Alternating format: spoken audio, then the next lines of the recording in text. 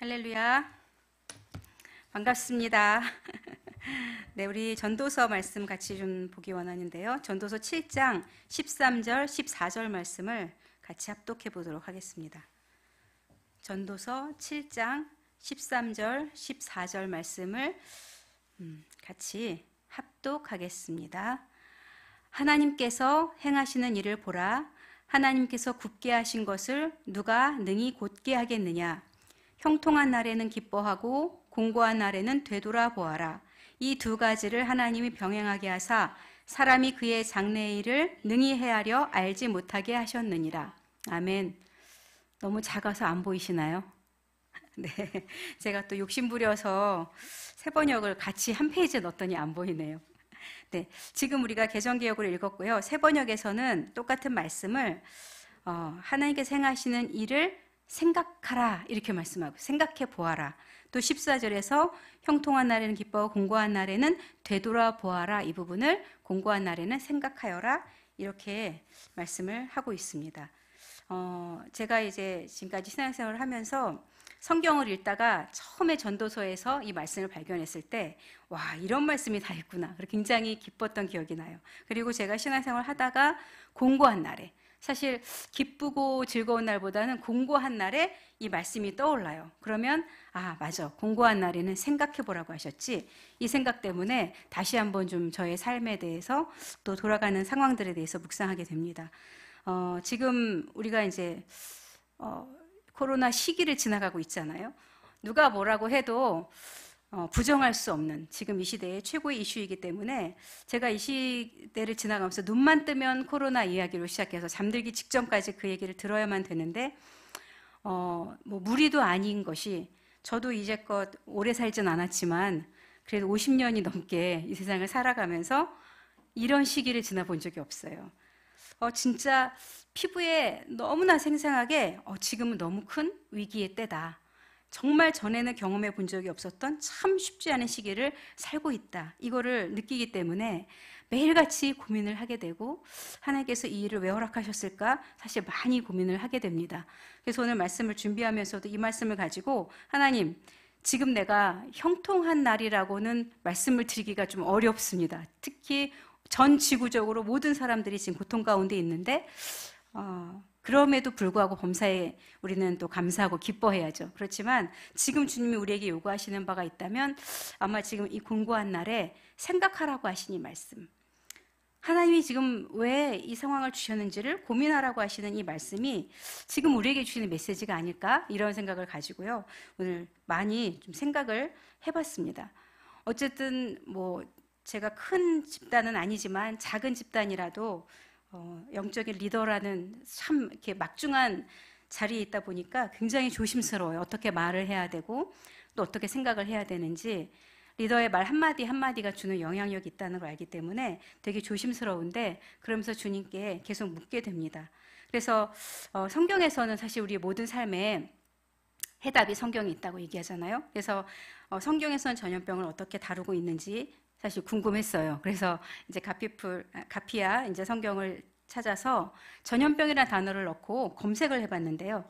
성경에 전염병이라는 단어가 많이 나와요. 근데 어떤 이렇게 번역본에 따라서 지금 우리가 보고 있는 개정개역에서는 전염병을 넣으니까 구약에서 43번, 신약에서 2번, 그래서 45번의 전염병의 단어가 들어간, 이 글자가 들어간 문장들이 나오고요.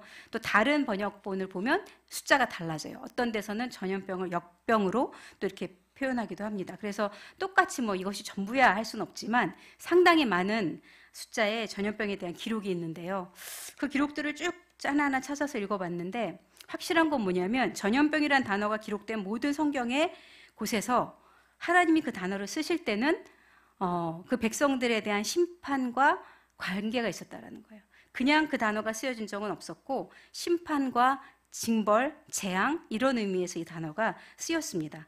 가장 먼저 쓰인 단어는 출애굽기에 나오는데, 출애굽기 이제 5장에서 모세가 바로에게 찾아갑니다. 내 백성을 보내달라고. 만약에 그 일을 하지 않으면 우리가 전염병에 죽게 될 거라고, 이런 이야기들을 고백을 해요. 그러면서 실제로 이제 출애굽기 9장 3절에 가면 10가지 재앙 중에 5번째 재앙으로 가축들에게 돌림병이 생겼다라고 얘기해요.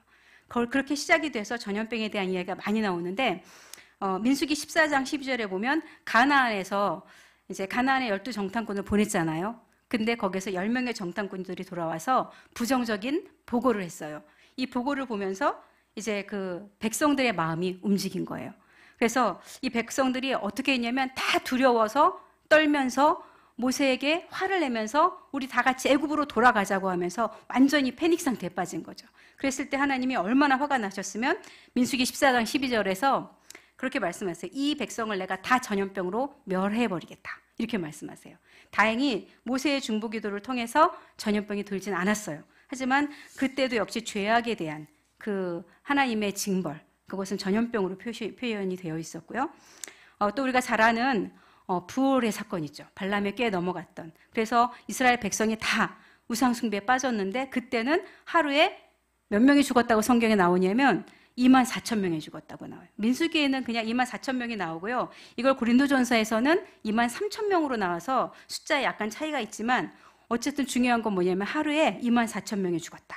이렇게 말씀이 나오고요. 또 여러분이 잘 아시는 다윗이 인구조사를 했잖아요. 그 죄 때문에 3년 또 3개월, 3일 하면서 하나님께서 선택해라 했는데 다윗이 하나님의 손에 내가 붙잡히겠습니다. 그래서 3일 전염병을 선택했거든요.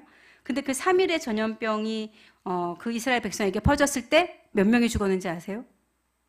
무려 7만 명이 죽었습니다. 제가 그 표 잠깐 비교해 보라고 좀 준비를 했는데 띄워주실 수 있나요? 잘 안 보이나요?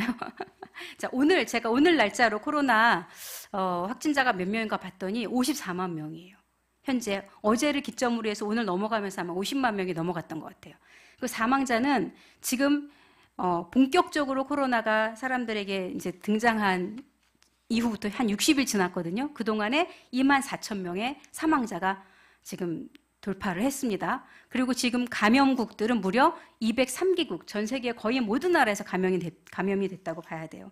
근데 지금 우리가 살펴본 이스라엘의 역사는 어떻습니까? 부올에서 단 하루에 24,000명. 지금 전 세계가 60일 만에 203개국에서 24,000명이 죽었거든요. 그래서 지금 전 세계가 패닉에 빠져 있는데 근데 부올에서 단 하루 만에 24,000명이 죽었다고 성경이 기록하고 있습니다. 그리고 다윗의 인구조사로는 며칠 만에요? 3일 만에 무려 7만 명. 이스라엘 인구 대비 너무 어마어마하지 않습니까? 저 상황을 받아들였어요. 지금 우리 사람들이 반응하는 걸 생각하면 이스라엘 백성들은 정말 너무너무 기가 막혔을 것 같아요. 도대체 그 위기를 어떻게 넘어갔을까요? 그 사람들 7만 명에 해당되는 그 사람들 하나하나가 다 가족이었을 거 아니에요. 내 아버지고 또는 어머니고 또는 뭐 자녀이고 이랬을 건데 그 고통을 어떻게 견뎠을까 이런 마음이 들기도 해요. 어쨌든 하나님이 무시무시하게 전염병이라는 재앙을 통해서 얼마나 사람들이 한꺼번에 많이 죽을 수 있는지 그 죄가 얼마나 중한지 이런 것들을 보여주셨다고 생각이 됩니다. 그리고 그 외에는 이제 예레미야나 에스겔의 전염병에 대한 얘기가 많이 나오는데 거기 있는 기록들은 뭐냐면 주로 이스라엘 백성들이 이제 죄악 때문에 포로로 잡혀갈 것에 대한 예언의 말씀을 하시면서 그것에 따르지 않고 순종하지 않는 자들에게는 칼과 기근과 전염병으로 그들을 멸하실 것이다. 이런 예언의 말씀들이 반복적으로 쭉 나옵니다. 어찌되었든 모든 구약에 나오는 전염병에 관련된 말씀은 분명히 죄에 대한 결과다. 이거를 분명히 말씀하고 있어요. 그러면 지금 우리는 신약 시대를 살아가니까 우리랑 관계없을까?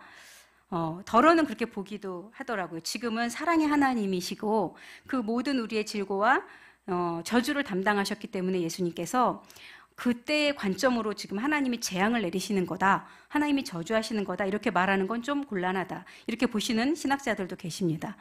뭐가 어찌게 되었든 간에 분명한 거는 지금 우리는 이런 상황에 놓여져 있고요. 그리고 또 지금 코로나가 창궐하게 된 이유의 그 근본 원인을 따져 들어가 보면 정말 하나님이 심판하신다라는 말씀을 무시하기는 어려울 것 같아요. 왜냐하면 우리 다 아시는 것처럼 이게 어디에서 나왔어요? 중국 우한이라는 도시에서 나왔잖아요. 그리고 작년에 시진핑이 대대적인 기독교에 핍박을 했는데 우한이 그중에 가장 시범 도시처럼 이제 선정이 된 거예요. 그래서 우한에서 어마어마하게 많은 기독교 교회들이 핍박을 당했어요. 십자가들이 다 잘려지고 불태워지고 교회들이 하나둘 다 문을 닫고 또 교회에 십자가를 떼고 그곳에 시진핑의 사진을 걸게 하고 찬송가를 부르지 않고 오히려 시진핑을 찬양하게 만들고 기독교보다 지금 이 북한이 아니라 중국이죠. 중국 이 공산당이 더 우월하다 이런 것들을 말할 수 있도록 가르치고 이런 일들이 계속해서 작년에 진행이 됐거든요. 또 수많은 선교사님들이 추방을 당했고요. 그냥 하루아침에 그분들이 사역했던 그 기반 또는 재정적인 모든 것 다 관계없이 나가라 하면 나가야 되는 거예요. 그렇게 엄청난 핍박을 가했는데 바로 그 우한에서 이 폐렴이 시작이 된 거죠. 그리고 더 놀라운 것은 오늘 저도 알게 됐는데 우한 폐렴으로 죽은 첫 번째 사망자가 어떤 사람이었냐면 이 교회 철거를 담당했던 철거 반장이었다는 거예요. 그 말을 들으니까 더 소름 돋더라고요. 지금 하나님께서 뭔가 하셨구나 이런 마음도 들어요. 하지만 조심스럽긴 합니다. 하나님이 지금도 그런 모습으로 우리 인간들을 벌 주시는 분이야 이렇게 이야기한다면 뭔가 마음 가운데 내가 아는 하나님은 그런 분이 아닌데 이렇게 생각하는 분도 있지 않을까 이런 생각을 해봅니다. 어쨌든 무시할 수 없는 하나님을 향한 우리의 그 믿음의 그 가장 본질적인 것들을 우리가 놓쳐버리고 우상 숭배와 잘못된 죄악으로 빠져들었을 때 이러한 징벌들이 있을 수 있다는 걸 우리는 정말 겸손하게 받아들여야 되지 않을까 이런 마음이 좀 들었습니다.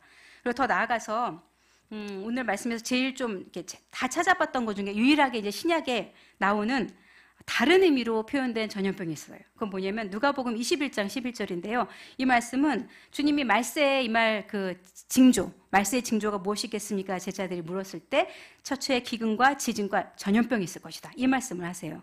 그러니까 이 전염병은 어떤 죄에 대한 결과물이 포함은 되겠지만 말세의 징조로서 하나님이 주시는 거다. 이렇게 말씀을 한다는 거죠.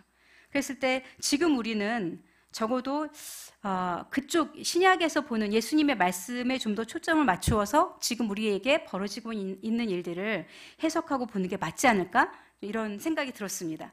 제가 1월 중순경에 이 자리에서 말씀을 전했던 기억이 나는데요. 그때 어떤 걸 말씀드렸었냐면 그때만 해도 호주에 산불이 6개월 동안 꺼지지 않고 있었어요.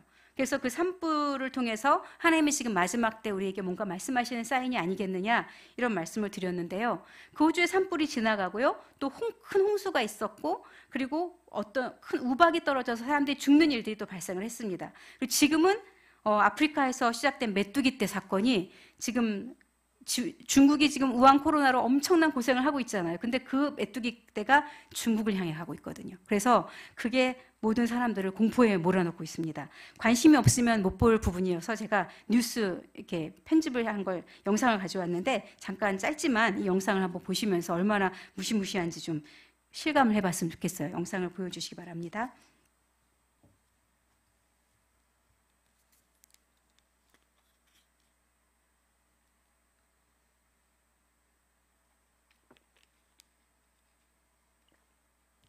소리가 안 나나요?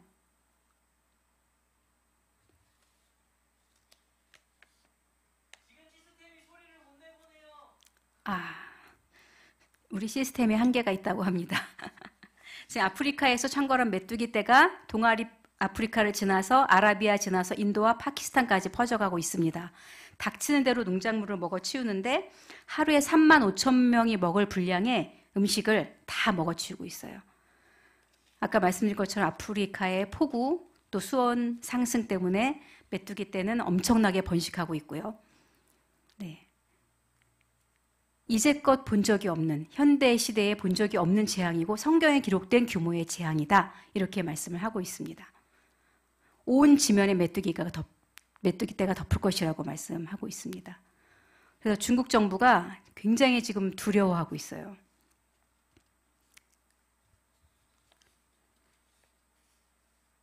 오리를 풀었다라는 얘기를 들었는데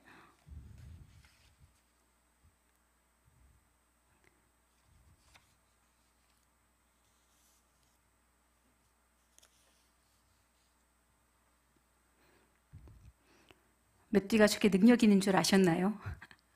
굉장히 무섭습니다. 네.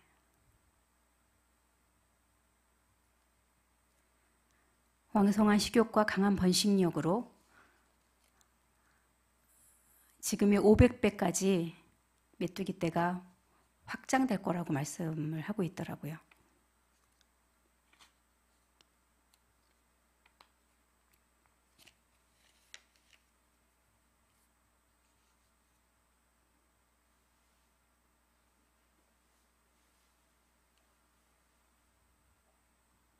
네, 이 정도만 보겠습니다. 네. 보신 분도 계시겠지만 처음 보셨다면 좀 놀라울 수 있을 것 같아요. 중국으로 들어오면 우리나라에 들어오지 말라는 법도 없는 거 아닌가요? 다 연결되어 있는데 대륙이. 어쨌든 지금 이 때가 이 전염병이 단순히 죄에 대한 하나님의 심판이다 이렇게만 말하기에는 마지막 때에 대한 사인이 너무나 분명하다라는 걸 알 수 있는 다각도의 사인이 있습니다. 그래서 대구에 이번에 우리나라는 대구에서 엄청나게 폭발을 하지 않았습니까? 그 대구의 한 교회 목사님이 설교를 쭉 하시면서 이런 말씀을 하셨대요. 내가 오늘 설교할 필요가 없겠다. 왜냐하면 하나님이 너무나 많은 모습으로 성도들에게 설교를 하고 계시기 때문이다. 이렇게 말씀하셨대요. 하나님이 지금 시청각 교육을 하듯이 지금 우리 세대를 살고 있는 그리스도인들에게 계속해서 메시지를 주고 계시는데 우리가 그걸 듣지 못한다면 어떻게 될까요? 그러면 그야말로 재앙인 거죠. 지금 당장 우리 눈앞에 보이는 재앙보다 훨씬 더 강력한 재앙인 거죠. 지금 이 공고한 날을 맞이해서 우리가 지금 무엇을 할까 정말 많이 고민하게 돼요. 그리고 지금 교회마다 온라인 예배를 드리는지 오프라인 예배를 드리는지 특히 이번 주 같은 경우에는요. 교회에 저항이 좀 있었던 것 같아요. 저희 교회는 굉장히 신사적으로 어서 오세요 하고 이제 그 점검 나온 그 구청 직원들을 받아들이고 여기 앉아서 뭐 마음껏 모니터링 하세요. 그리고 사진도 찍으라 하고 뭐 친절을 베풀었지만 어떤 교회는요. 어떻게 하나님의 거룩한 예배당에 직원이 오느냐 이것은 신성 모독이다 하면서 반발하고 또 이렇게 티격태격하면서 문제가 생기는 곳들도 있었다고 합니다. 그러니까 이 상황들이 교회 안에서 굉장한 이슈가 되고 있는 거예요. 무엇이 옳은지를 사실 판단하기가 쉽지 않아요.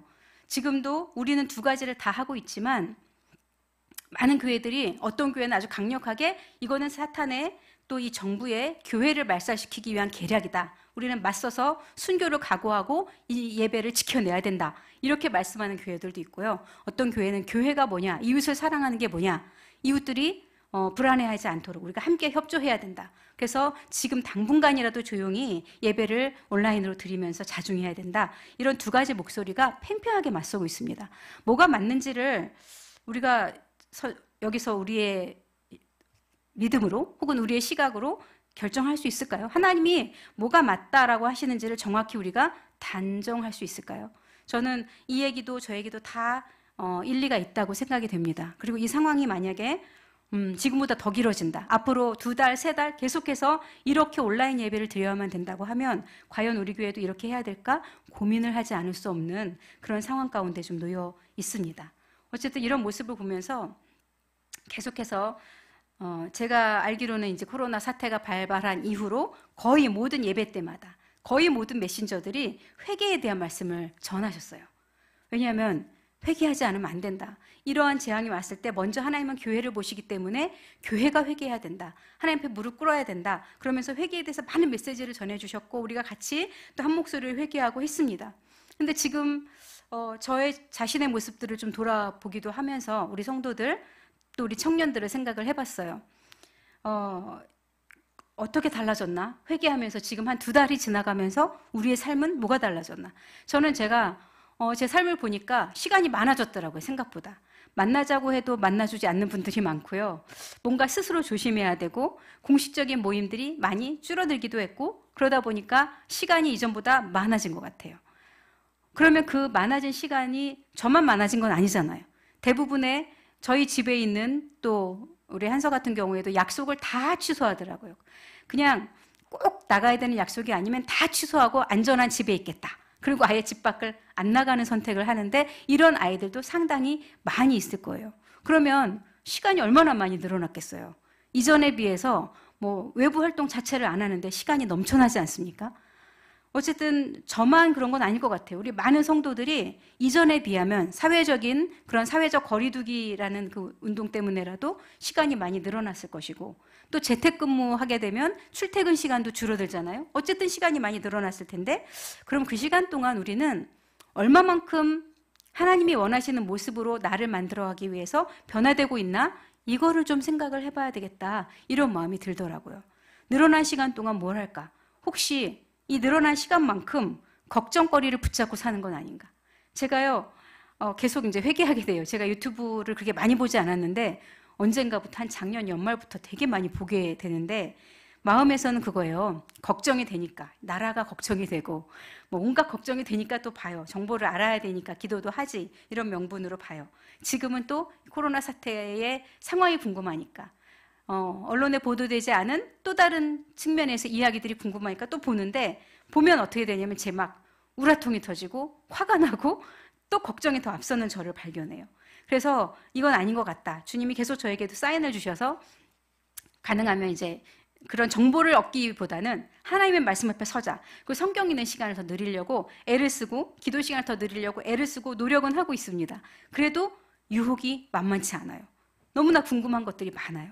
근데 그 많은 궁금한 것들을 제가 찾아갔을 때 결론은 걱정이 커지는 거예요. 처음에는 저랑 비슷하지 않았을까요? 대부분 코로나 사태가 발발했을 때 내가 걸리면 어떡하지? 내가 만약에 이 코로나가 걸리면 나 때문에 이제 우리 식구들이 다 같이 격리돼야 되고, 나 때문에 저는 교회에 살고 있으니까 무조건 교회가 격리가 돼야 되고, 주변 사람들에게 텔레비전에 나오겠지? 그리고 이 동네 사람들은 주사랑교회에서 코로나 발생, 이런 걸로 또 막 쳐다보겠지? 이 생각을 하니까 걱정이 되더라고요. 그래서 조심해야겠다. 엄청 마스크 열심히 쓰고 다니고 했었던 기억이 납니다. 근데 이제 내가 걸릴 것 같은 마음은 또 안 드는 거예요. 그러면서 이제 그 다음에 걱정이 넘어가는 건 이제 식구들이죠. 특별히 매일같이 출퇴근하는 우리 하영이는 전철, 그 10,000원 전철을 타고 다니고 계속 사람들도 만나는데 얘가 만약에 걸리면 어떡하지? 이 고민. 또 우리 성도들을 걱정하죠. 출퇴근을 해야 되고 직장을 다녀야 되는데 정말 수없이 많은 지역에서 수없이 많은 사람들을 만나고 있는 우리 성도님들은 안전할까? 이런 걱정이 돼요. 그러다가 이제는 자꾸만 소문들이 들려옵니다. 이 코로나로 인해서 당장의 경제적으로 타격을 입는 성도들의 얘기가 들려와요. 그럼 어떡합니까? 그들에 대해서 또 걱정하게 돼요.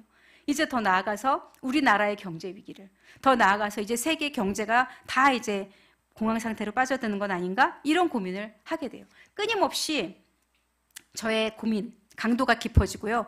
계속해서 저는 염려하며 살고 있더라고요. 그래서 이건 좀 아닌 것 같다. 이런 마음을 가지고 계속해서 말씀을 보는데, 어쨌든 하나님께서 말씀 속에서는 저에게 소망을 주시고 희망을 주세요. 왜냐하면 이런 전염병은 지금 처음 있는 일이 아니잖아요. 아까 본 것처럼 이스라엘에게는 우리가 상상할 수 없는 규모의 어마어마한 전염병이 이스라엘 그 광야 시대 40년 동안 2번이나 있었잖아요.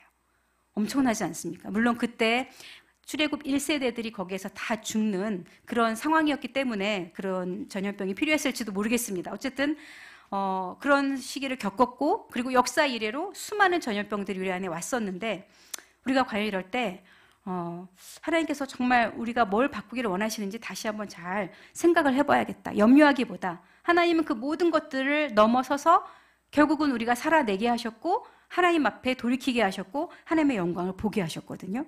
그래서 그 생각을 하면서 우리의 모습을 다시금 돌아보고 집중을 해야 되겠다, 이런 마음이 많이 들었습니다. 결국은 마지막 때를 살아가면서 우리가 해야 될 거는 뭐냐면, 다시 오실 이 주님 앞에 신부로 준비되는 그 일, 누가복음에 신약에 나오는 유일한 전염병이란 단어, 의미 있게 적용된 전염병이라는 단어가 쓰여진 누가복음에 나오는 것처럼 지금은 마지막 때이기 때문에 이런 일들이 벌어지고 있으니까 이 때를 위해서 우리가 준비되어야 된다, 이 말씀을 가지고 붙잡고 나가는 것밖에 없다, 이런 생각을 하게 되더라고요.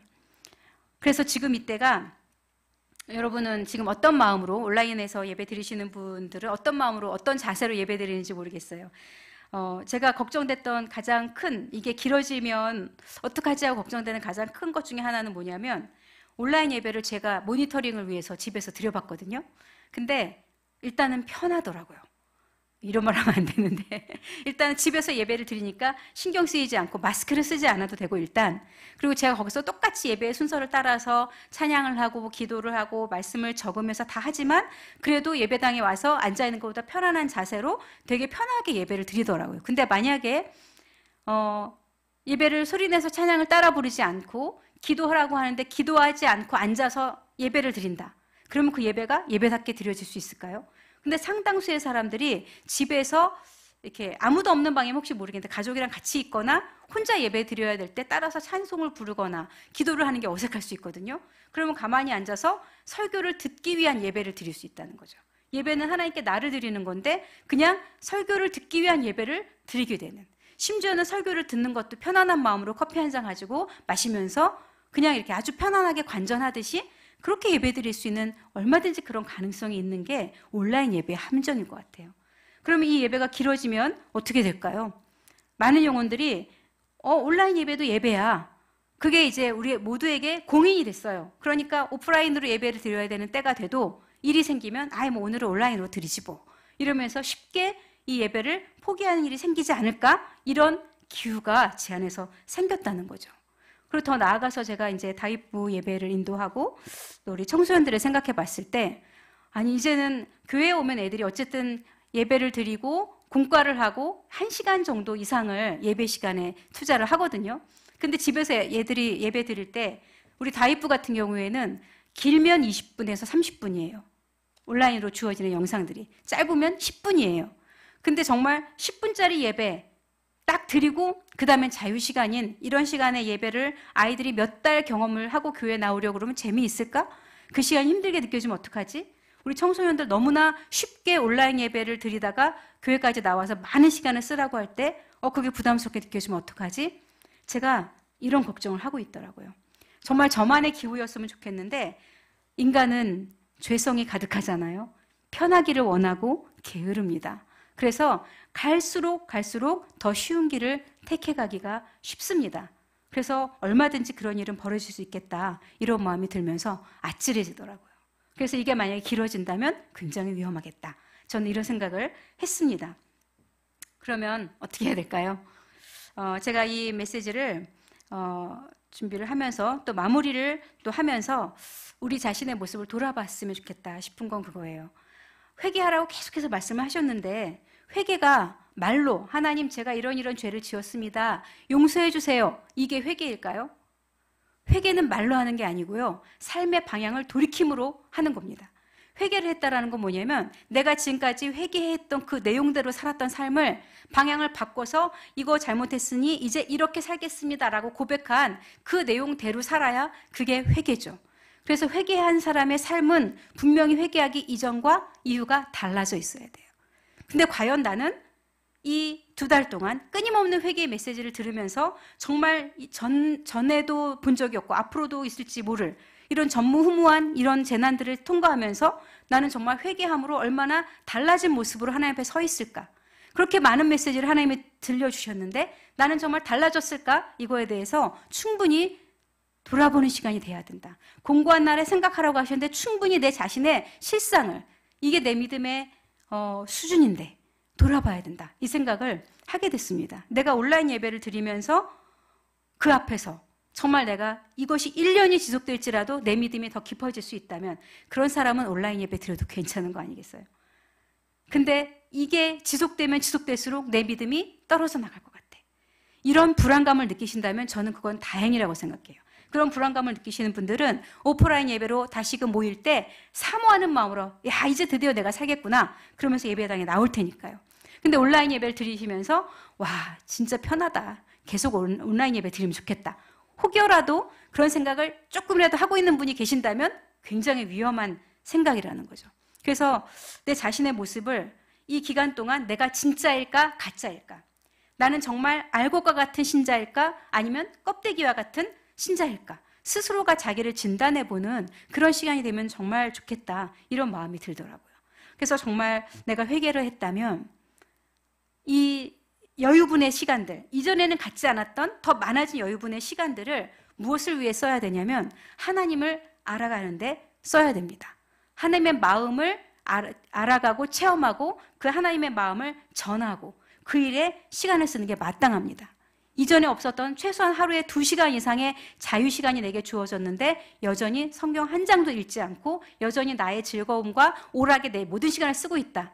그렇다면 그거는 회개한 게 아니에요. 분명히 하나님을 알아야 우리가 이 말세를 살아가지 않겠습니까? 적어도 거의 대부분의 사람들이 하루 2시간 이상은 공짜 시간이 생겼을 거라고 저는 생각해요. 거의 대부분의 사람들이. 근데 그 2시간의 시간을 나는 뭘로 채우고 있나? 스스로 나의 삶을 돌아볼 때 내가 지금 회개한 거 맞나? 하나님이 지금 이 땅을 바라보시면서, 이 민족을 바라보시면서 교회가 타락했다고 말씀하시고, 교회가 세속적이 되었다고 말씀하시고, 교회가 하나님이 아닌 또 다른 우상들, 특별히 자아의 우상들, 자기 자신을 섬기는 이런 우상 숭배 죄에 빠져 있는데, 그렇게 경고하고 계시는데 여전히 내가 원하는 것, 내가 좋아하는 것, 내가 하고 싶은 것에 내 모든 시간과 마음을 쏟고 있다면 지금 나는 회개하지 않은 거다. 이런 생각들을 할 수밖에 없습니다. 이 많아진 시간들 속에서 내가 무엇을 하고 있는지를 점검하면서 우리가 하나님 앞에서 좀 돌아봤으면 좋겠어요. 예배를 드릴 수 없는 이런 초유의 사태 앞에서 우리의 마음을 돌이키고 이 시간이 지날수록 우리가 하나님을 더 알아가는 데 이르기까지 좀 자라가는 그런 우리가 되었으면 좋겠습니다. 그래서 우리가 기도를 했으면 좋겠는데요. 말로만 회개하는 게 아니고요. 정말 우리 삶이 변화되는 회개. 마지막 때 주님이 다시 오신다고 했을 때 모든 크리스찬들이 그 다시 오시는 주님을 당당하게 맞이하지는 못할 거예요. 적어도 성경의 말씀에 의하면 어떤 자는, 대부분 자던 자들, 밭을 갈던 자가 하나님의 부르심을 받아서 들림받고, 또 그들 중에 한 사람은 남겨짐을 받는 거예요. 기름을 준비한 5 처녀는 같이 신랑을 맞이하며 잔치에 참여하지만 기름을 준비하지 못한 5 처녀는 그 잔치에 참여하지 못해요. 모든 자가 주님이 다시 오시는 그날에 함께 들어가는 게 아닙니다. 그렇다면 나의 모습을 돌아보면서 하나님, 저는 이제 이 마지막 때를 살아가고 있는데 내가 살아있는 동안 주님이 오신다고 해도 전혀 의심이 되지 않을 만큼, 이상하지 않을 만큼 긴박한 시대를 살아가고 있는데 하나님, 저는 이때 하나님이 주신 이 사인 앞에서 어떤 자세로 살고 있습니까?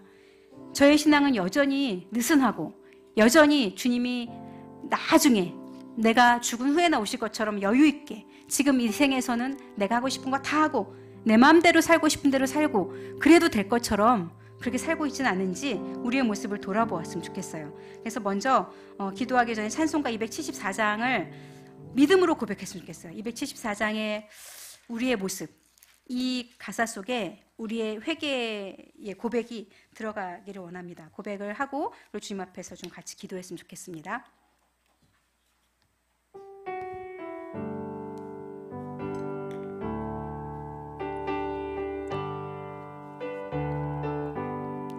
나 행한 것 죄뿐이니 주 예수께 비옵기는 나의 몸과 나의 마음을 깨끗하게 하옵소서. 물 가지고 날 씻든지 불 가지고 태우든지 내 안과 방 다 닦으사 내 모든 죄 멸하소서.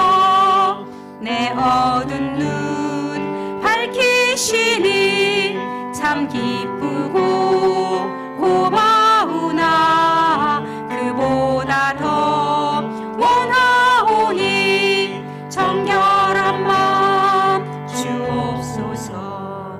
물 가지고 날 씻든지 불 가지고 태우든지 내 안과 방 다 닦으사 내 모든 죄 멸하소서.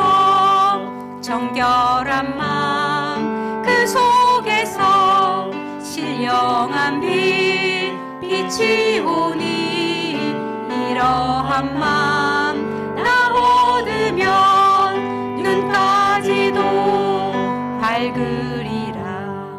물 가지고 날 씻든지 불 가지고 태우든지 내 안과 방 다 닦으사 내 모든 죄 멸하소서. 못된 행실 다 고치고 악한 생각 다 버려도 주 앞에서 정결하고 자랑치는 못하리라. 물 가지고 날 씻든지 불 가지고 태우든지 내 안과 방 다 닦으사 가지고 날 씻든지 물 가지고 날 씻든지 물 가지고 태우든지 내 모든 바 닦으사 내 모든 죄 멸하소서. 아멘. 우리 함께 기도했으면 좋겠습니다. 계속해서 우리는 회개기도에 대한 요청을 받고 회개기도를 해왔습니다. 근데 입술로만 회개한 것으로는 하나님이 회개로 안 받으십니다. 회개하는 그 순간에 진정한 마음은 받으시지만 결국은 돌아가서 같은 죄를 또 지으며 변화되지 않는 삶을 살고 있다면 회개가 의미가 없어집니다. 그래서 이 시간에 간절한 마음으로 회개기도를 했으면 좋겠는데요. 목소리를 높여서가 아니라 하나님 앞에서 진실한 마음으로 기도했으면 좋겠습니다. 하나님이 보시기에 내 어떤 부분을 고치기 원하시는지, 물 가지고 또 불 가지고 나를 씻기고 태워주셔서 나를 정결하게 하기를 원하시는 하나님의 그 부분, 하나님이 보실 때 내가 이 부분만은 바꿨으면 좋겠다 말씀하시는 그 부분이 무엇인지 각자마다 다를 텐데, 하나님, 제가 이 부분을 놓고 정말 기도하기 원합니다. 결단하기 원합니다. 결단이 너무 어렵다면 결단할 수 있는 용기를 달라고 기도하세요. 하나님, 정말 이렇게 마지막 때라는 사인을 주님이 전 세계 곳곳을 통해서 여러 가지 또 현상들을 통해서 정말 성경에 기록된 말씀 하나하나가 지금 다 이루어지는 것을 목격하게 하시는데, 그 말씀 앞에서도 회개하지 않는 우리의 이 완악함을 하나님 정말 용서해 주시기 원합니다. 그리고 내가 무엇을 회개해야 될지 구체적으로 알게 하시고 바로 그것을 내려놓으며 내 삶이 바뀌게 도와주십시오. 코로나 사태가 지난 후에 내 삶이 아무런 변화가 없다라면 이 어마어마한 것들을 지나면서도 우리는 하나도 바뀌어지지 않는 정말 기가 막힌 완악한 존재로 주님 앞에 발견되지 않겠습니까? 혹 살아남는다 해도 그게 무슨 의미가 있습니까? 하나님, 정말 저의 이 죄악을 내려놓기 원합니다. 저를 바꿔주시고 뒤집어 주십시오. 주님께 우리 간절한 마음으로 기도하겠습니다. 하나님 아버지, 이 시간 주님 앞에 기도하기를 원합니다. 아버지, 주께서 함께 하시고 역사하셔서 저와 주님 사랑하는 우리 성도들에게 회개의 영을 부어주시고 간구의 영을 부어주시며 아버지 앞에 진실함으로 나갈 수 있도록 도와주시옵소서. 아버지, 우리가 회개하지 못하는 까닭은 우리 마음 가운데 우리가 이미 가지고 있는 죄를 버릴 생각이 없기 때문이 아닙니까? 아버지, 말로는 우리가 계속해서 회개하겠다고 잘못했다고 고백하며 더 이상 우상 숭배하지 않다고 고백하며 아버지, 더 이상 주님 앞에서 아버지 정말 나를 주인이 되게 하는 삶 살지 않겠다고 고백하지만 우리는 여전히 돌아서서 같은 죄를 지을 생각을 하고 있고, 우리는 여전히 돌아서서 내가 주인인 것처럼 살고 있는 그런 삶을 또 매일같이 살아가고 있지 않습니까? 하나님, 도와주시기 원합니다. 참으로 주께서 역사해 주시기 원합니다. 저의 모습을 돌아봅니다. 제 안에도 아버지 정말 끈질기게 아버지 남아서 정말 하나님보다 더 많이 저의 마음을 차지하고 저의 시간을 갉아먹는 것들이 있지 않습니까? 아버지, 주의 말씀 앞에 서고 주님 앞에 기도하며 주님이 사랑하신 영혼들을 향해서 아버지 소식을 전하며 사랑을 전하는 그 일보다 아버지 더 많은 시간을 정보를 얻기 위해 앉아있지 않습니까? 하나님, 참으로 이와 같은 것들을 버리게 하시고 아버지, 제가 두렵게 만들고 염려하게 만드는 것들보다는 아버지 소망 가운데 계시는 주님을 바라보며 그 주님께로 나가기 위해서 힘쓰는 자 될 수 있도록 붙잡아 주시고 함께 해주시기를 원합니다. 하나님, 도와주십시오. 저와 우리 성도들이 마음에 결단하게 도와주시기 원합니다. 아버지, 함께하여 주시옵소서. 주께서 역사하시고 인도하여 주시옵소서. 아버지, 오직 주만 의지합니다. 주께서 인도하시고 함께 해주시기 원합니다. 주여 역사하소서, 주여 역사하소서. 은혜와 인도하심을 간절히 구하고 주를 의지합니다. 주님 도와주시옵소서.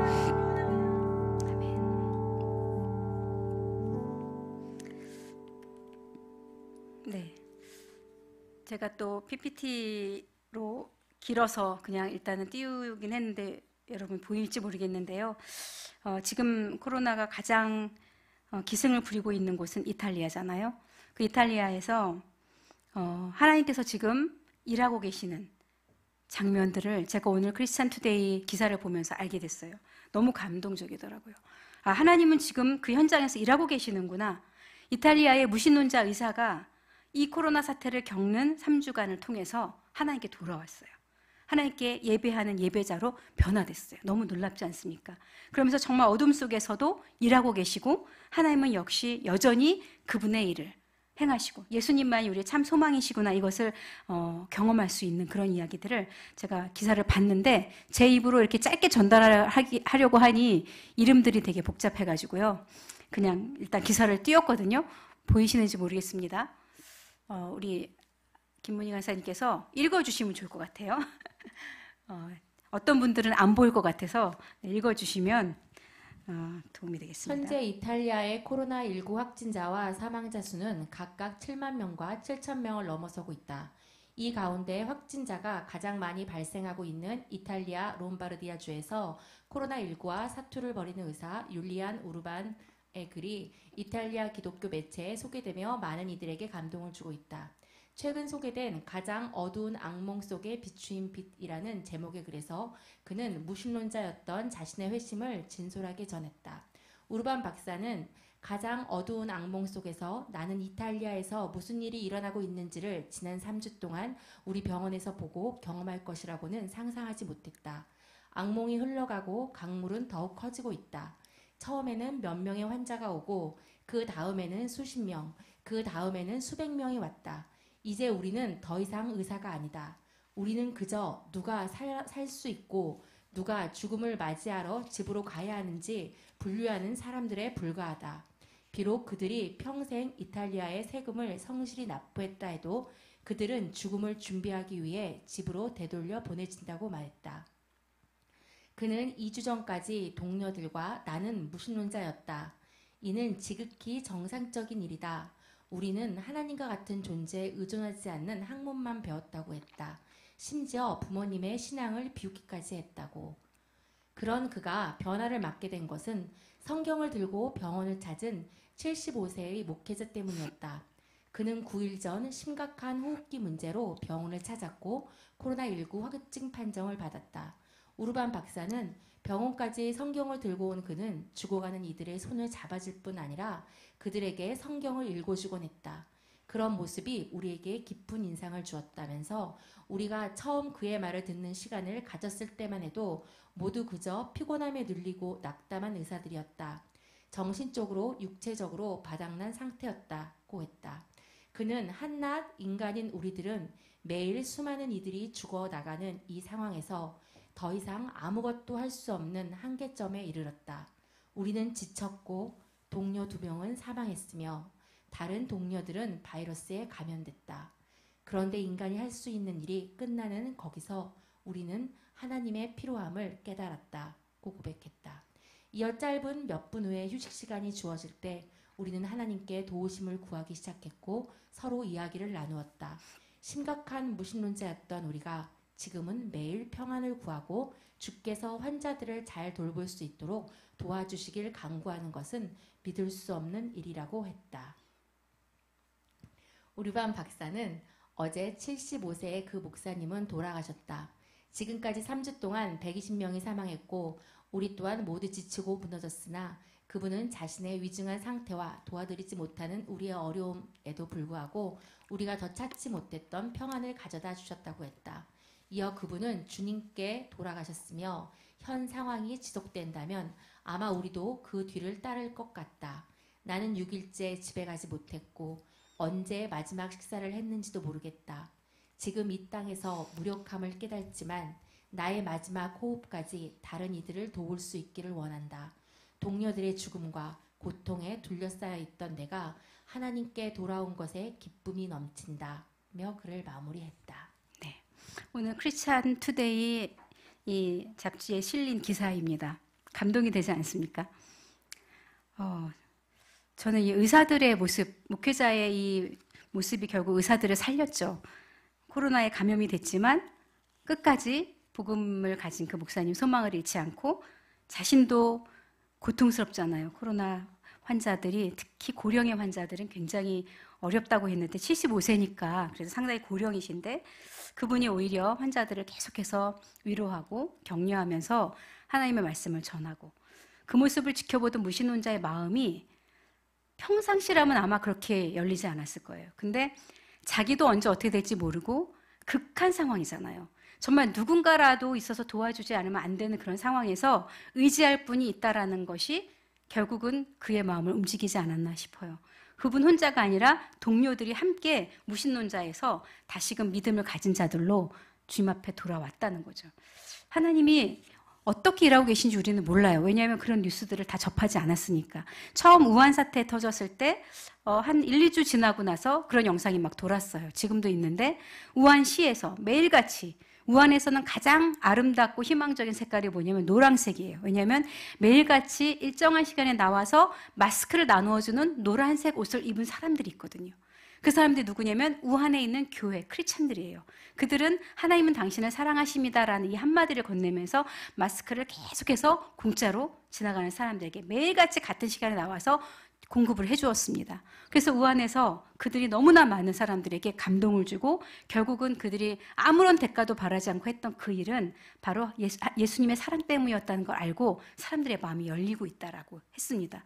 그거는 우리가 보이지 않고 있지만 우리가 모르는 많은 곳에서 하나님이 일하신다라는 거죠. 우한의 그 교회는 전 세계에서 연결되어져 있는 교회들이 그 마스크를 공급하는 거예요.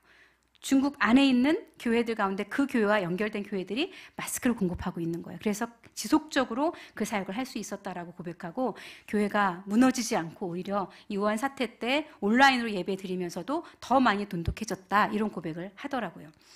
아무리 절망적인 것 같아도 희망은 있습니다. 하나님을 믿는 자들에게 그리고 하나님의 말씀대로 실천하고 살아가는 자들에게는 희망이 있습니다. 근데 하나님보다 재난이 더 크게 다가오고 그것에 압도되는 사람에게는 절망뿐입니다. 그래서 우리는 어떤 경우에라도 이 하나님을 붙잡고 우리가 믿고 있는 그 하나님을 붙잡고 나가면 돼요. 어렵지 않아요. 하나님이 우리에게 이미 다 가르쳐 주시고 다 알려주셨어요. 우리가 아는 하나님으로 충분합니다. 그 하나님의 선하심을, 신실하심을 믿고 우리가 달려가면 우리는 충분히 감당할 수 있습니다. 우리가 같이 이 시간 찬송가 445장인데요. 이 찬양을 드리고 나서 같이 기도했으면 좋겠습니다. 신앙의 여정에 태산과 같은 일들 많죠. 세상을 넘어야 되고 험곡을 지나가야 되고 캄캄한 밤에도 다녀야 되고 많은 그 예상치 못한 일들을 만나지만 그때마다 우리는 주님과 함께함으로 그 하나님의 영광을 받으면 좋겠습니다. 같이 찬양하겠습니다.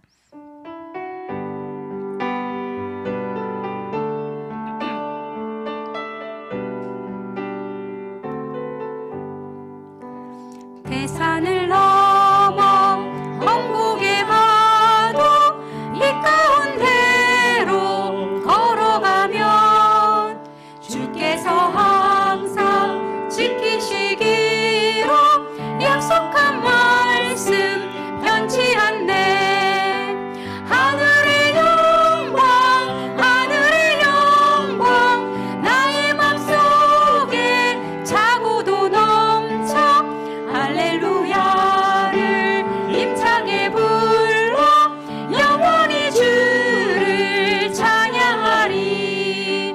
캄캄한 밤에 다닐지라도 주께서 나의 길 되시고 나에게 밝은 빛이 되시니 길 잃어버릴 염려 없네. 하늘의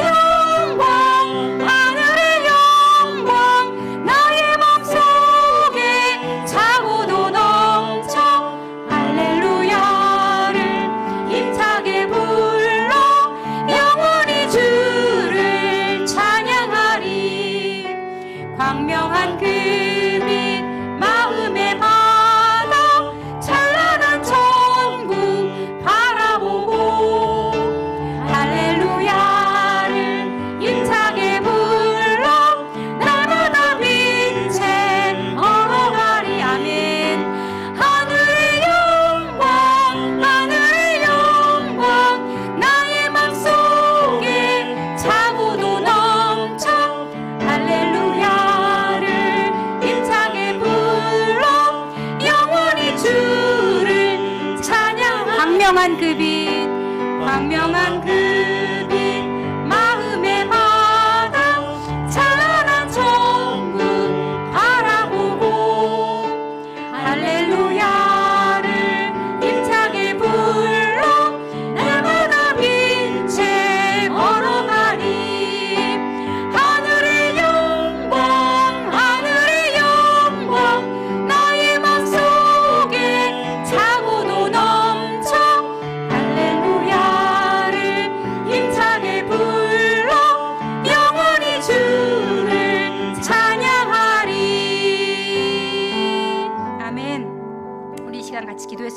기도하겠습니다. 아무리 코로나가 우리의 육체를, 우리의 삶을 고통으로 몰고 간다 해도 여전히 하나님은 우리 가운데 그 빛을 비추고 계십니다. 그리고 주님은 일하고 계십니다. 그래서 우리의 소망은 유효합니다. 당장에는 개선되는 게 없어 보이고 또 이 지루한 하루하루가, 이 두려운 하루하루가 반복될 것 같지만 그래도 우리 마음속에 한 줄기 빛이 임하면 우리는 소망 가운데 나갈 수 있습니다. 이 시간 정말 주님 앞에 아버지 정말 우리를 도와주시고 우리의 유일한 소망 되시고 우리의 참 생명 되시는, 우리의 유일한 능력 되시는 그 주님 앞에 나가기 원합니다. 주님께서 우리의 이 암울한 이 현실 속에 찾아오셔서 우리를 오히려 이 지극한 어두움 속에서 밝은 빛 가운데로 드러내시며 하나님의 영광의 통로로 삼으시는 그 하나님을 알진대, 하나님 제가 머물러 있지 않게 해주시고 제가 염려하고 근심하면서 절망의 자리에 있지 않게 해주시고 하나님 벌떡 일어나서 이 소망의 빛을 비추는 자의 자리에 설 수 있도록 나를 도와주십시오. 우리 이와 같은 마음을 가지고 주님 앞에 간절히 기도하도록 하겠습니다. 하나님 아버지 감사합니다. 주님은 우리의 빛이시며 주님은 우리의 소망이시며 주님만 우리의 참으로 영광이심을 고백하며 찬양을 드립니다. 하나님 저와 우리 성도들에게 믿음을 부어주시기 원합니다.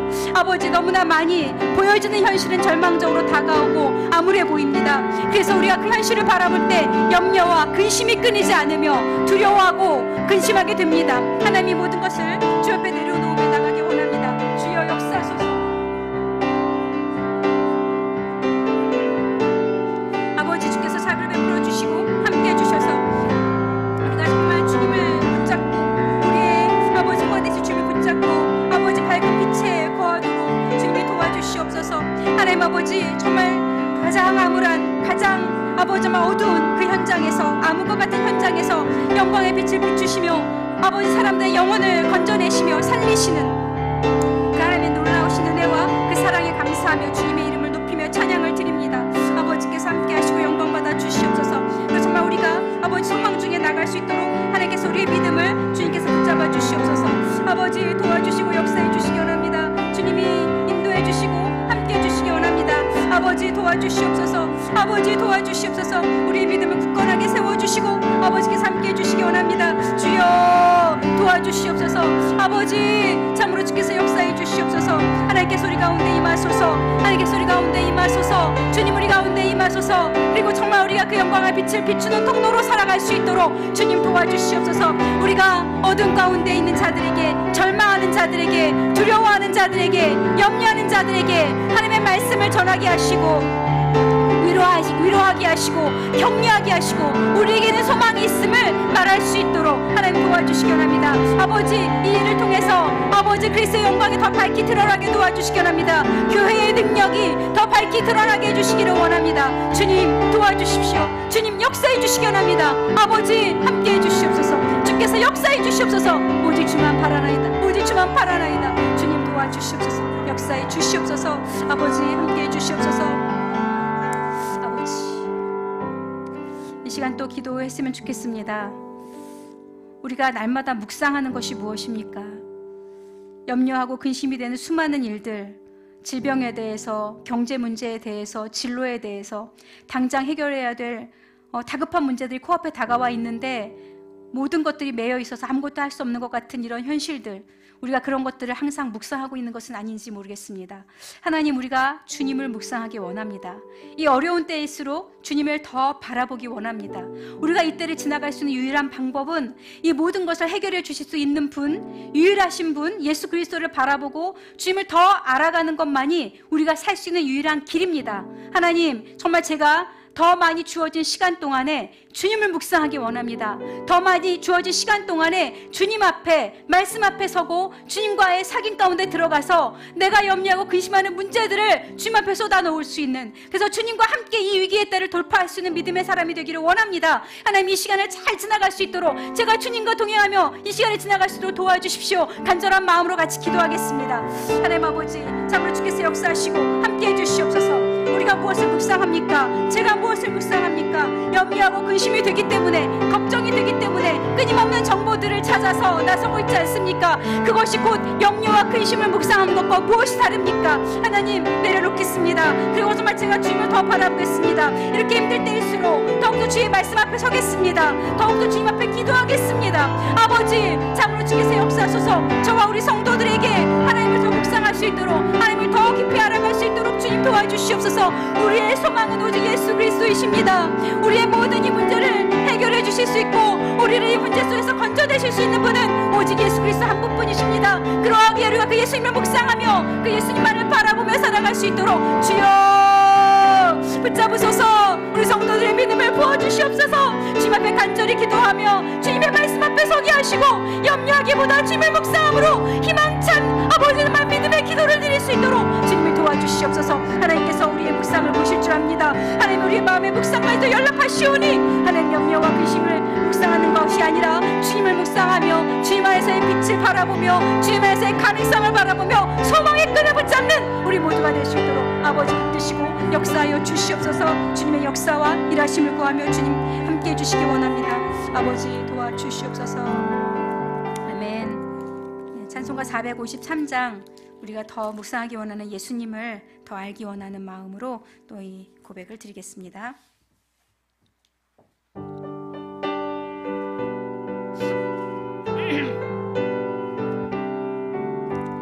예수 더 알기 원하네. 크고도 넓은 은혜와 대속해 주신 사랑을 간절히 알기 원하네.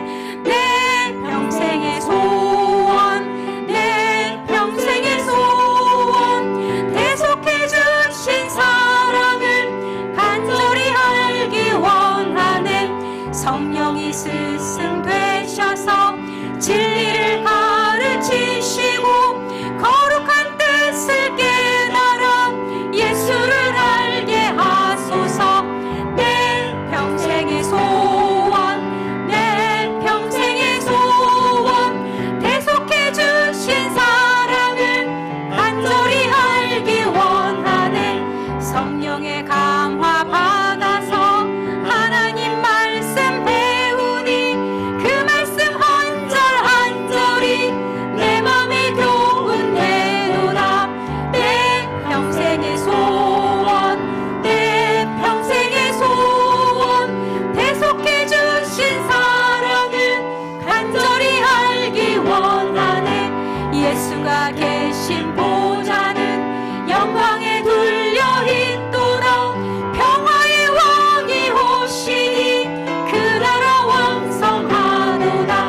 내 평생의 소원, 내 평생의 소원, 대속해 주신 사랑은 간절히 알기 예수도 알기 원하네.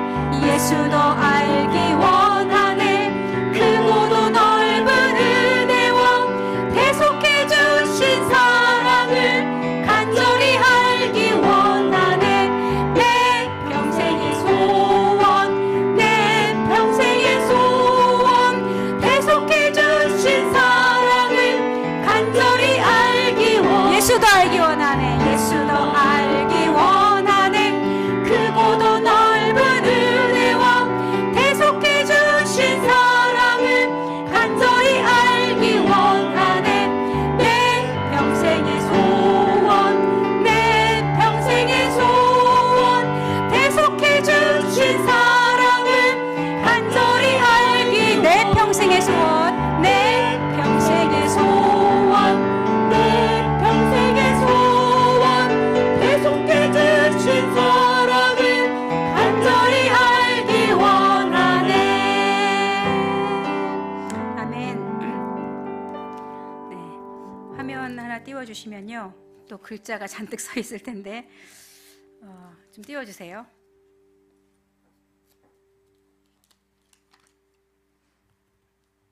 안 나오나요? 트럼프 대통령이 미국 보수 단체인 가족연구위원회, 여기에서 주최한 기도회에 참석을 했다고 합니다. 근데 저는 이 기사를 보면서 굉장히 부럽더라고요. 크리스찬 대통령이 나라에 위기가 왔을 때 기도회에 참여를 하는 거죠. 근데 저 기도회는 온라인으로 700명의 저 위원회에 속해 있는 분들의 700명의 목사님들과 함께 온라인으로 진행이 됐다고 합니다. 그래서 그 기도회를 통해서 트럼프 대통령이 이야기를 한 거죠. 근데 저기 그냥 눈으로 쭉 읽어보세요. 여러 말들이 참 있지만 목사님들을 향해서 대통령이 하는 이 말이 참 와닿았어요. 우리나라와 아픈 자들을 위한 여러분들의 기도에 감사한다. 여러분들은 정말 믿을 수 없는 일을 하고 있다. 또 매우 영감을 주는 사람들이다. 난 여러분들과 항상 함께한다. 이렇게 고백을 하잖아요.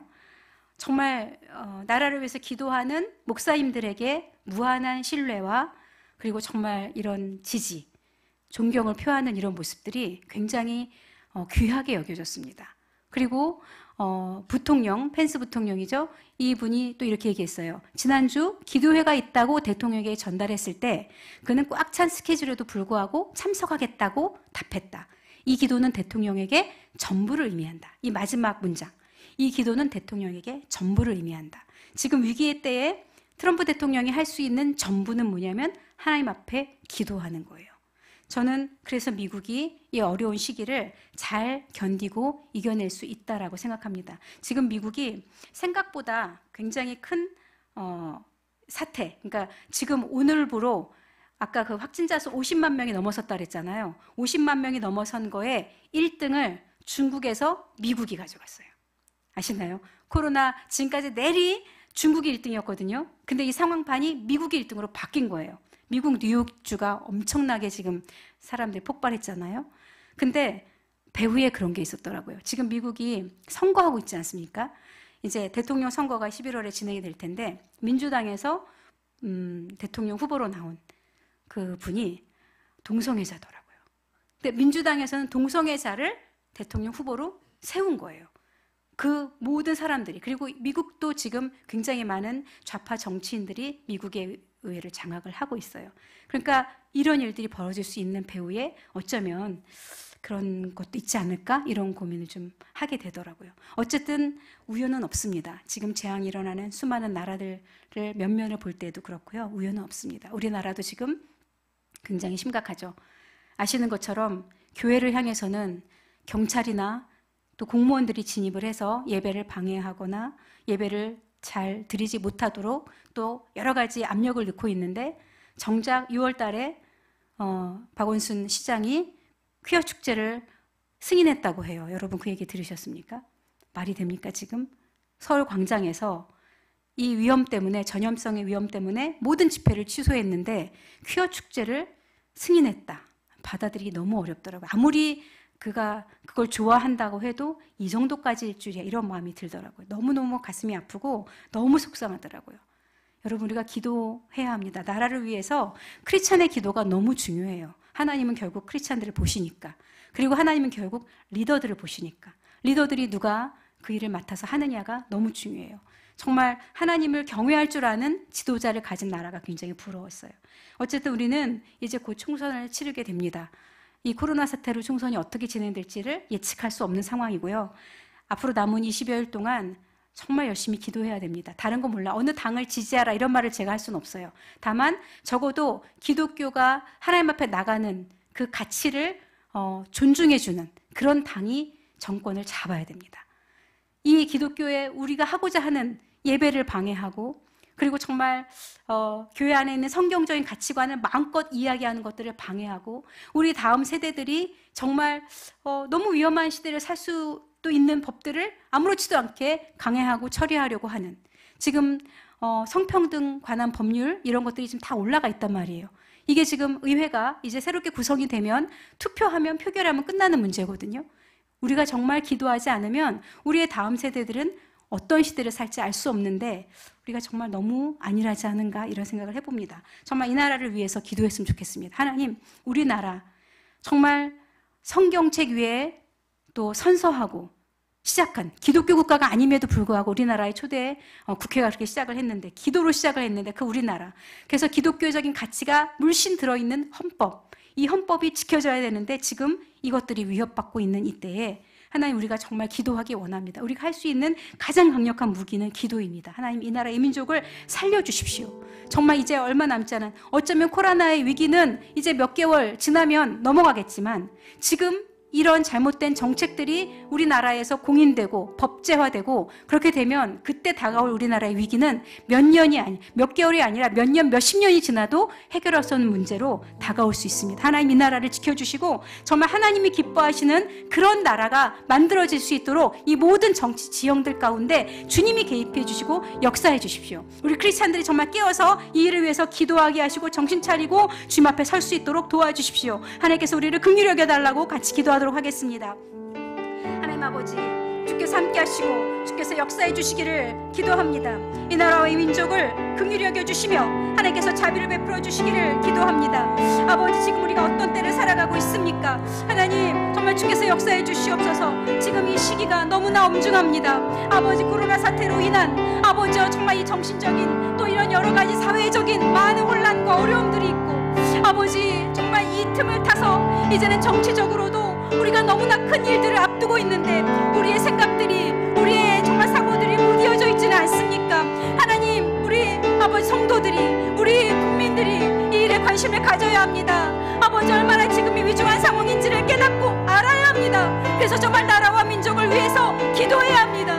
하나님, 그 어느 때보다도 간절히 기도하며 부르짖으며 하나님의 긍휼하심을 구해야 합니다. 아버지, 이 땅을 긍휼히 여겨 주시옵소서. 주여, 이 민족을 긍휼히 여겨 주시옵소서. 하나님께서 우리 가운데 역사하시고 자비를 베풀어 주시고 주님이 함께 하셔서 이 땅 가운데 하나님의 은혜를 베풀어 주시기 원합니다. 아버지, 하나님의 나라가 아버지 실현되는 이 나라의 민족 되어야겠습니다. 주님이 아버지 택하신 이 민족 마지막 때까지 하나님이 역사하시고 이루실 것을 기대하며 나아가기를 원합니다. 주여, 아버지, 주께서 인도하셔서 이 나라의 민족을 붙드시고 아버지께서 문을 열쇠 주시옵소서. 하나님이 다스리시는 나라, 하나님의 통치가 이루어지는 그런 나라가 되게 도와주십시오. 그래서 이 땅에 마지막 때, 마지막 부흥, 마지막 주자로서 주님이 다시 오실 그날을 예비하는 아버지 선교적 사명을 감당할 수 있는 나라로서 우리의 통일 대한민국에 세워질 수 있도록 아버지, 이 땅을 기억하시고 은혜 가운데 붙잡아 주시기 원합니다. 올바른 지도자들이 세워지게 하소서. 하나님 아버지, 기독교적인 가치를 우리 교회가 하나님 앞에서 아버지 정말 지켜나갈 수 있는 이 가치를 지켜줄 수 있는 그런 사람들이 아버지 정말 국회의원으로 세워지게 하소서. 당을 떠나서 아버지 정말 기독교적인 가치관을 지킬 수 있는 사람들이 국회의원이 되어야겠습니다. 그래서 법을 만들어야겠습니다. 올바른 법을 만들어야겠습니다. 하나님 도와주십시오. 이 일에 주님 개입하여 주시기 원합니다. 주여, 주께서 역사하셔서 아버지께서 함께해 주시옵소서. 주여, 아버지, 나라의 민족을 불쌍히 여겨 주시옵소서. 주님의 은혜와 자비하심을 구합니다. 주께서 붙드시고 주께서 함께해 주시기 원합니다. 주님 도와주시옵소서. 아버지께서 역사하시고 함께해 주시옵소서. 주를 의지합니다. 주를 의지합니다. 아버지, 인도하시고 역사해 주시옵소서. 주님 도와주시옵소서. 아버지 함께해 주시옵소서. 아멘. 이 시간에 하나 더 기도했으면 좋겠는데요. 이제 우리 교회를 위해서 기도할 때 아까도 예배에 대한 모습을 잠깐 이렇게 말씀을 드렸는데 생각보다 많은 분들이 온라인 예배 가운데 흩어지는 모습, 흐트러지는 모습, 정말 하나님 앞에서 정말 정함으로 살아계신 하나님 아버지 앞에 예배를 드리는 건데 그냥 관람을 하듯이 그런 모습으로 예배 드리고 있지 않나, 이런 우려가 됩니다. 정말 기우이기를 바라면서 이 걱정을 주님께 좀 맡겼으면 좋겠습니다. 우리 예배, 교회 예배를 위해서 기도했으면 좋겠습니다. 온라인 예배로 드리는 우리 성도들의 믿음이 흐트러지지 않도록, 정말 데살로니가 교회가 사람의 말로 받지 아니하고 하나님의 말로 하나님의 말씀을 받았다라고 바울이 칭찬하면서 기뻐했던 것을 기억합니다. 우리 성도들이 온라인으로 드려지는 예배 앞에서 내가 바로 하나님 앞에 서 있습니다, 이 심정을 가지고 그런 마음가짐과 자세로 예배할 수 있기를 원합니다. 오히려 온라인 예배를 드리면 드릴수록 빨리 교회 예배당 가서 정말 예배드리고 싶다, 이런 열망이 생겨났으면 좋겠습니다. 우리 어린 아이들, 우리의 자녀들이 온라인 예배에 익숙해지지 않았으면 좋겠습니다. 하나님, 정말 그러나 지금은 어쩔 수 없이 함께 그렇게 온라인으로 예배 드릴 때 그 자리가 하나님이 임하시는, 하나님의 임재가 머무는 성소가 되게 해주시고 각 영혼들이 그 자리를 통해서 온전히 주님을 만나는 놀라운 은혜의 시간 될 수 있도록 도와주시기 원합니다. 그리고 정말 이곳에서 드려지는 이 예배당에서 준비되어지는 이 예배가 더 풍성해지고 더 성령으로 충만해지고 더 성도들을 온전히 주님께로 사로잡아 이끌기에 부족함이 없는 강력한 영감 있는 예배로 준비되어져서 주님 앞에 드려질 수 있도록 붙잡아 주시고 함께해 주시기 원합니다. 우리 교회 예배가 살아나게 하소서. 멀리 있든 가까이 있든 우리가 정말 예배의 부흥을 볼 수 있도록 주께서 우리 가운데 함께해 주시고 이 나라의 모든 교회들의 온라인 예배 현장 가운데도 주님이 임하셔서 예배가 흐트러지지 않게 도와달라고 우리 간절한 마음으로 기도하도록 하겠습니다. 아버지, 아버지, 아버지, 주께서 인도하시고 주께서 함께해 주시옵소서. 너무나 많은 교회들이, 우리 교회에 너무나 많은 성도들이 온라인으로 예배합니다. 교회에 나오지 못하고 있습니다. 하나님, 너무나도 안타깝고 너무나도 마음이 아픕니다. 이런 상황 가운데에서 우리의 예배가 흐트러질까 아버지 염려되는 마음이 있음을 고백합니다. 주님 도와주십시오. 아버지 함께해 주시기 원합니다. 주께서 역사하셔서 아버지 우리의 예배가 식어지지 않게 하시고 우리의 예배가 느슨해지지 않도록 도와주시옵소서. 비록 온라인으로 예배한다 할지라도 주님 앞에 간절한 마음으로 예배하게 하시고 살아계신 하나님 아버지 앞에 있는 그 마음으로 예배할 수 있는 자들 되도록 주님이 도와주시며 역사해 주시기를 간절히 원합니다. 아버지 도와주시옵소서. 하나님 앞에서 예배만큼은 놓치지 않기를 원합니다. 교회가 존재하는 목적이 바로 예배가 아닙니까? 예배만큼 어떤 경우라도 놓치지 않도록 도와주시기를 원합니다. 주님 도와주시옵소서. 역사해 주시옵소서. 온라인 예배를 통해서 아버지 우리 성도들의 마음이 더 주님을 향해서 뜨겁게 불타게 하시고 더 간절해질 수 있게 도와주시옵소서. 아버지 하나님, 정한 마음으로 진실한 마음으로 주님 앞에 예배하시게 도와주시옵소서. 장년들뿐만 아니라 우리 청년들이 예배 자리에 나올 수 있게 도와주시옵소서. 많은 청년들이 예배드리지 못하고 있음을 아버지 알고 있습니다. 아버지 이들이 믿음에 흩어져서 안 되겠습니다. 아버지 예배드린 자리로 나올 수 있게 도와주시기 바랍니다. 우리 청년들이 예배 자리에 나올 수 있게 도와주시옵소서. 온라인이든 오프라인이든 우리 청년들이 예배 자리에 나올 수 있게 도와주시고 이 신앙이 흐트러지지 않도록 주여 붙잡아 주시옵소서.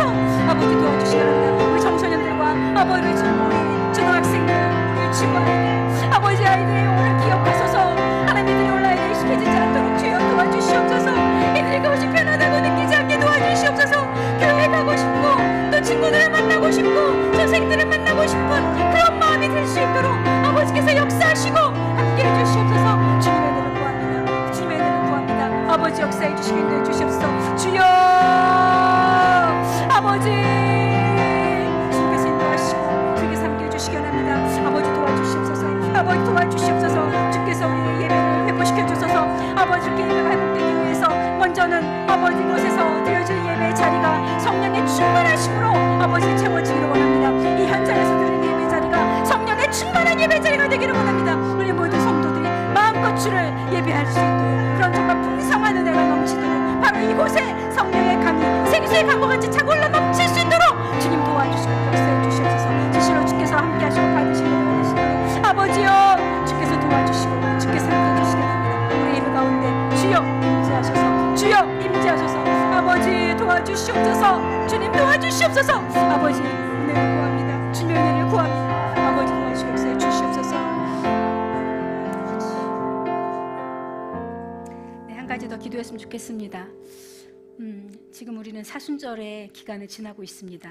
모이지 않아서 특별한 행사를 준비하지 않다 보니 사순절의 의미를 더 새기고 함께 나눌 시간도 없는 것 같습니다. 하지만 지금은 사순절이 지나가고 있는 중에 있고요. 이제 4월 첫 번째 주부터 새벽기도, 고난주간 새벽기도도 시작이 됩니다.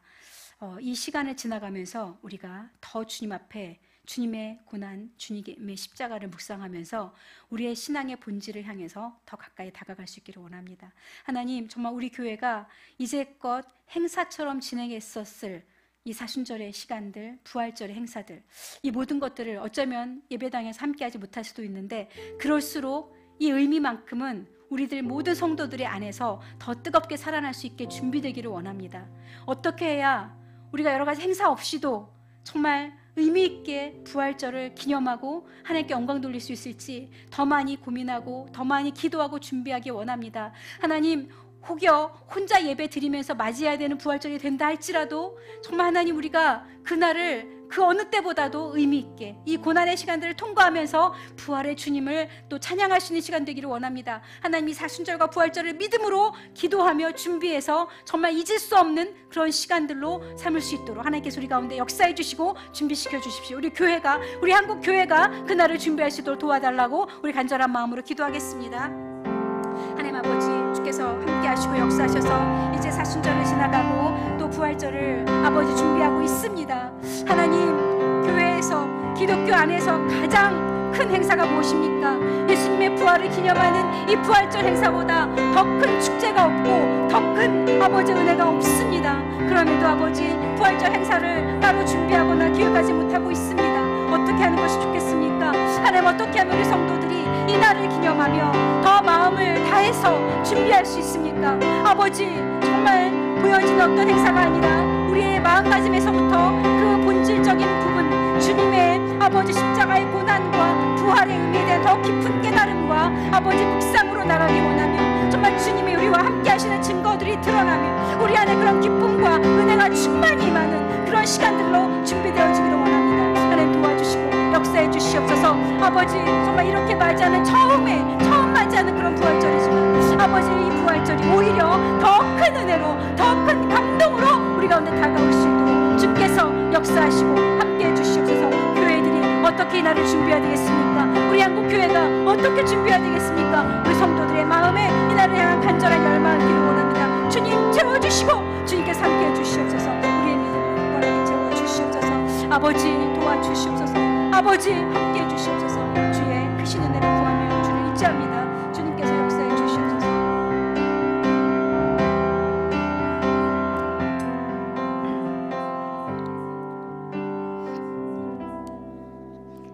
네, 마지막으로 찬송가 586장 한 곡 부르시고 또 기도하겠습니다.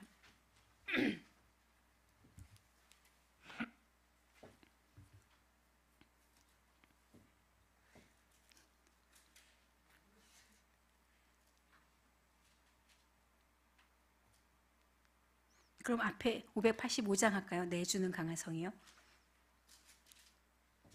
굉장히 고난이 되잖아요.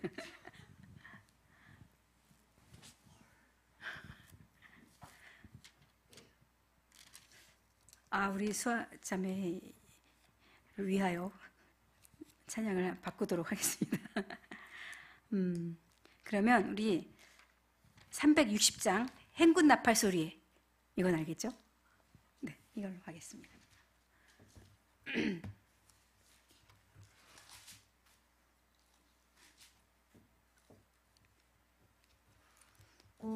그날을 사모하면서 같이 찬양하겠습니다. 행군 나팔 소리에 주의 호령 났으니 십자가의 군기를 높이 들고 나가세. 선한 싸움 다 싸우고 의의 면류관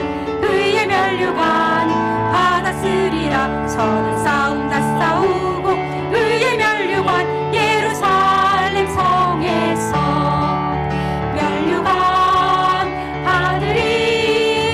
저 요단 강 건너 모든 싸움 마치는 날 의의 면류관 예루살렘 성에서 악한 마귀 권세를 모두 깨쳐버리고 승리하신